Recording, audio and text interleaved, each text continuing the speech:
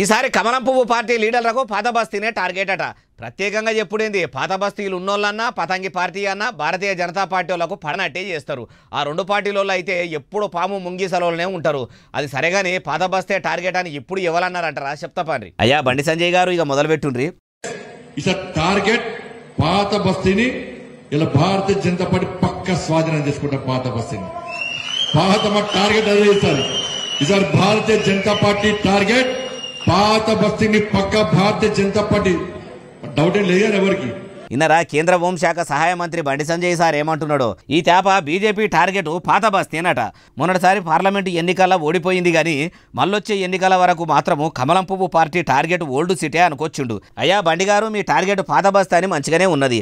అయినా మీ షరతులు ఛాలెంజ్లు టార్గెట్లతోని ప్రజలకేమన్నా ఒరిగేది ఉన్నదా? ఎవ్వరు ఏలువడిలో ఉన్నా జనంకు కావాల్సింది ఏంది? వాళ్ళ అవసరాలు తీర్చాలి. మీకు కాయిస్గా ఓట్లు వేసి గెలిపించింది కూడా ఎందుకు? కేంద్రంలో ఉన్న బీజేపీ పెబ్బలతోని మాట్లాడి తెలంగాణకు దండిగా నిధులు తెచ్చి రాష్ట్రం రాత మారుస్తారనే కదా. అట్లా ప్రజల కోసం ఆలోచించి నిధులు దేవలసింది పోయి ఇట్లా పాత బస్తీనే టార్గెట్ చేస్తామని పంచాయతీ మోపు చేసుడేంది? మీ పంతాలు పట్టింపులతోని ఊదుగాలది పీర్లేవది. దేశం కోసం ధర్మం కోసం కొట్లాడుతున్నామని ఎచ్చులకు పోయే మీరు ఇట్లా మాటలతోని రెచ్చగొట్టి తెలంగాణ సమాజానికి ఏం సందేశం ఇస్తున్నట్టు అంటుర్రు ఈ ముచ్చటిన్నోళ్ళు.